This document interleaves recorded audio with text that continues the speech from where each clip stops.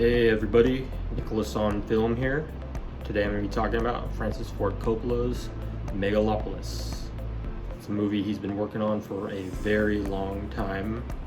I was actually able to read the screenplay not so long ago, and happily I found out that they actually greenlit the movie, and now I will talk about my opinions of it, having just caught it in the movie theater. Okay, so this movie is jam-packed with new ideas and notions and plot lines and story devices and cinematic technique. So in order to start this, I'm gonna just go ahead and read part of the storyline synopsis that I found on Wikipedia. Not the whole thing, mind you, just enough to get the juices flowing. So in an alternate present-day American Republic, Cesar Catilina clashes with the new Rome city mayor Franklyn Cicero. Caesar is an inventor of Megalon, a revolutionary new bioadaptive material he believes can change the world, and has ambitious plans to utilize it to construct Megalopolis, a futuristic utopian city of his own design. After Caesar announces his intentions in a televised speech, Cicero loads a smear campaign against him involving the death of his wife and the post-mortem disappearance of her body in unexplained circumstances. TV presenter Wild Platinum, Caesar's mistress, leaves him to marry Hamilton Crassus III, an extremely wealthy elderly bank CEO and Caesar's uncle. Shortly afterwards, Caesar becomes acquainted with Julia, Cicero's well-read daughter. While initially distrusting and spying on him, she soon develops feelings for him. When Julia reveals herself immune to Caesar's ability to stop time, he brings her on to assist in the Megalopolis project. At a lavish and decadent wedding reception for Wild Platinum and Crassus, Caesar takes drugs backstage. Claudio Pulcher, Crassus' depraved grandson, sabotages the show to implicate Caesar in a sex scandal involving Vesta, a teenage pop star with a virginal image. Caesar is arrested but ultimately cleared of any wrongdoing and released, while Vesta continues her career after adopting a new rebellious and sexually charged persona. Soon Caesar and Julia become romantically involved. Caesar laments the loss of his ability to stop time following his arrest, but finds himself able to do it with Julia. The Soviet Union satellite Carthay falls out of orbit over New Rome, destroying large parts of the city. Caesar uses the opportunity to begin construction of Megalopolis. Despite Cicero's opposition, in a press conference, he urges the need for debate and dialogue about society and asks people to consider if a better world is possible. Caesar is delighted to learn that Julia is pregnant, while Cicero is aghast. Privately, he pleads with Caesar to leave his daughter, attempting to bribe him with information about what happened to his wife, but Caesar refuses. Claudio begins stirring up popular discontent against both Caesar and Cicero with fascist rhetoric, while separately, Wild Platinum convinces him to assist her in a plan to take control of Crassus' fortune via hostile takeover, freezing Caesar's bank accounts in the process. Yeah, that's what I thought when I first read the screenplay. The movie really started to get my attention during the gothic press conference where Adam Driver, who we all know is a wonderful actor, begins doing Shakespeare in front of a large news conference and audience, and he's doing one of the most famous Shakespeare speeches of all time, "To be or not to be." And you'd think, having heard that 10,000 times basically, that it would kind of be tired, but in this context it was pretty awe-inspiring. And that's what a great actor and filmmakers and directors and choreographers can do, and it kind of makes it feel brand new again, and makes you think about the words in ways that we maybe never had before, at least me, and hopefully other people too. So from that point on, I was fairly riveted throughout, and although the movie has a lot of ups and downs, I don't feel that it was in any sort of way like a train wreck, which some reviewers are stating, or what is it, a failed attempt at a grand gesture of filmmaking. I think it's the opposite. It's quite magnificent. It's a elegant train ride. It's got a lot to say, and it's forward thinking. If anything, it's obviously ahead of its time, but if anyone's allowed to make a movie ahead of its time, it's someone with a career such as Coppola, who's not only like done it himself, his family are all, not all of them, but there's many filmmakers: Jason Schwartzman, Talia Shire, Sofia Coppola, his daughter, Nicolas Cage, original name Nicolas Coppola. That's how it should be. The family, you know, when you got your family in on it, big things can happen. Of all the movies that I've been able to read the screenplay, I feel like this is possibly the most rewarding one I've seen yet. And as I might have mentioned previously, the Shakespeare aspect, I feel like that's the draw over the centuries with Shakespeare to its audience, is that everyone who goes knows the stories of nearly most of his plays, but it's the new take on it. It's the way the actors approach it. It's how can we find something that's unique this time around? And I feel like that's what Coppola has done with Megalopolis, even though it's his own storyline and telling. It's like, you know, they say the same story, the same 10 stories are told over and over again. So it's kind of like one of those movies that admits that, but like refuses to be restricted by it. So I found it to be enjoyable, and I know that the other people in the theater I was in were also equally enthralled. So I'm just trying to pass this on to others, and I'd like for the movie to be a success. You know, this is a filmmaker who feels like he's still in his prime, and he's at an age where most have already retired, you know, or given up on attempting to do anything as magnificent as they did in their youth. You know, he's in this unique position where he's been allowed to do that, and he's taken the opportunity to do that. He's sold many wineries. He's spent many years. He's convinced lots of people, lots of studios, lots of executives, lots of corporations that he wanted to make this movie. And I feel like all that effort probably has taken away from their ability to sell it possibly to an audience, because that takes equally as much effort. So I feel like, you know, word of mouth, the domino effect, where instead of falling, they're rising back into position. That type of situation should be applied here, and it would be great if more people can recognize the pure joy and exhilaration of a filmmaker who's still got it and wants to share that with the world, and has done so. Now it's just a matter of the world listening. So yeah, the interesting thing in this film was the large cast and seeing what they're capable of.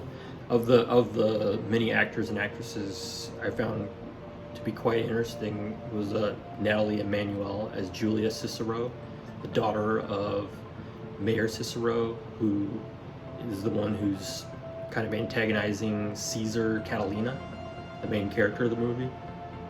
And then it was interesting. It was just such a gradual process, their romance that began and accumulated throughout the film. And there's also the aspect of having read the screenplay and being quite shocked at the conclusion of the movie, and trying to kind of see where Coppola was coming from, other than being like some kind of domineering father type figure, because it seemed there was a lot of his own like reality in that, which happens quite often, you know, especially his Godfather films. The Italian, you know, he's Italian, just like the big family unit and all that. So I found myself just waiting for the conclusion of this movie, and just like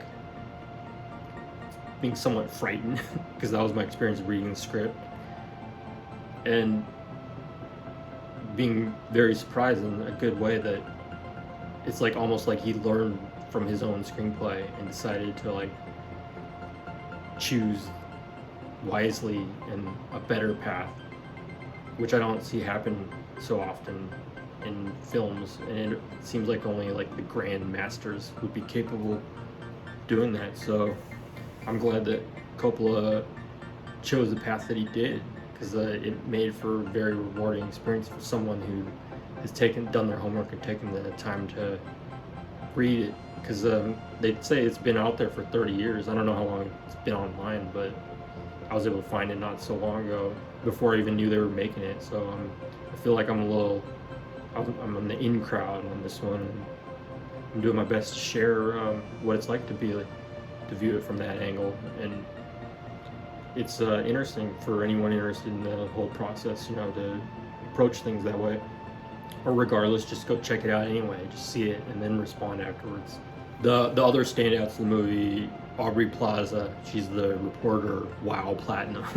It's a incredible name. So that's up there with the James Bond names. I don't want to say them out loud. There's my again. So yeah, she's the reporter, and we see her first reporting. So it's like pretty fascinating how it kind of cuts away, and we see her just being herself, which is how it'd be in real life. And then it turns out she's like a major character in the movie. And then on top of that, Shia LaBeouf shows up, and I was telling like my haircutist the other day that or was it the haircutist? Someone, I told during an interview somewhere different, but he shows up and he's kind of doing a play on his like bad boy persona that's been going on around the news lately. And he's a really good actor. He started off as like Max Keebler, and then like catapulted to worldwide exposure with the Transformer movies, and then had like somewhat of a downfall. Like he had paper bags on his head and rifle and handguns or something. I can't completely remember, but just running around saying crazy stuff. It kind of felt like it was staged a little bit. So if anyone would have staged something like that, I wouldn't hold it past Shia LaBeouf. I know his family, they're like circus performers or something, like before him. So this is like the movie that I feel like has captured that more than anything. I know the Lawrence von Trier movies that he's been associated with, but they're more independent and like obscure, but like equally fascinating. But in this case, it's like a big budget movie with the big stars and great filmmaker. Only thing is, it doesn't have an audience as of yet, from what I've heard. So yeah, this is the best I've seen him in a long time, since maybe Transformers 1. And he's got a mullet, like a big mullet, and he's got a Roman name. Every one of the movies are Roman names. So it's interesting. It's an interesting film. It feels like a visionary graphic novel come to life. That's what Coppola's achieved this time around, and those are some of the best movies, because graphic novels are so visual and they're exposed to more people. Not everybody is like masters of the English language or can dedicate that much time and effort into reading an epic novel. So it's like that's the good in between, is the graphic novel. So he's achieved something new and unique with this one. It's just a fun movie. The characters, the story. If you just want to go and just let something unfold and kind of let it be like a TV show. It's like watching an entire season of a great TV show, but up on the big screen. That's what I would relate this movie as. And it's surprising. It's got odd elements, like his ability to stop time, and like these futuristic notions, like some new kind of material that can be used to build structures like no structure ever built before, and as inspiration for Megalon. What's it called? Megalon is the inspiration for Megalopolis. The title's a little funny, but I think it can grow on you. It's like, I know that in the Roman days that there was the Acropolis, so I feel like it's like Coppola's version of that. He's Italian, Rome, Italy. So it's a great experiment, and I feel like in order to feel that whether or not it truly succeeded, a whole lot more people should watch it. So that's what I'm recommending. So yeah, Megalopolis, the Acropolis, the Colosseum, whatever it needs to be referred to as. It's an interesting movie. There's chariot races in it. Come on. Enough said. Okay, so that's my perspective on Megalopolis, starring quite a few family members of Francis Ford Coppola, and lots of very popular actors currently doing incredible work all around, not just here, and seeing them all together at once. I feel like this is a movie that more people should check out. I know that over the weekend, the Wild Robot is the movie that's drawing all the audiences, and I'm sure most of them are 5 years and younger, you know, dragging their parental units into this movie theaters. So that's fine and dandy, but we need adults who want to enrich their creative souls as well, you know. So this is the movie to do that. So after you take a kid to the Wild Robot, wait till they go to sleep and go back to the movie theater and check out Megalopolis. I dare you. So yeah, if you like my other reviews here, please click like or subscribe and subscribe. And if you like this one, click like and or / subscribe. And until my next review, this is Nicholas on Film. Over and out.